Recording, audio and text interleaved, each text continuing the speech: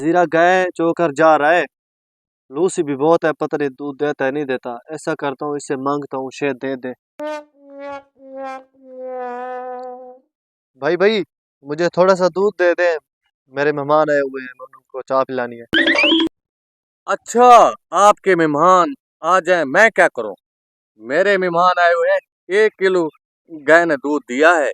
अगर 1 किलो मैं आपको दे दूं, मेरे मेहमानों का क्या होगा? दूध नहीं दूंगा। थोड़ा सा दूध दे दे, वरना अच्छा नहीं होगा, बाद में पछताना पड़ेगा तुझे, मैं बोल रहा हूँ। चल जा जा, तू क्या कर लेगा? जा जा। चल लो नजीर है, कोई बात नहीं, तूने मुझे दूध नहीं दिया ना। अब मैं तेरे साथ वो काम करूंगा कि तू भी कभी फिर इस गाय को चो नहीं पाएगा। तेरा तो काम मैं करता हूँ।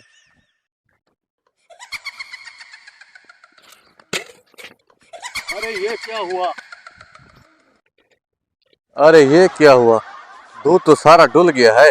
अरे मेहमानों को क्या जवाब दूंगा? लगता है उस खबीस की नजर लगी है। चलो किसी से मुल्क लेकर आता हूँ, फिर चाय पिलाऊंगा। तूने मुझे दूध नहीं दिया था ना नजीरे, अब देख मैं तेरा खेल कैसे खत्म करता हूँ। तू भी कभी दूध नहीं चो पाएगा इस गाय से।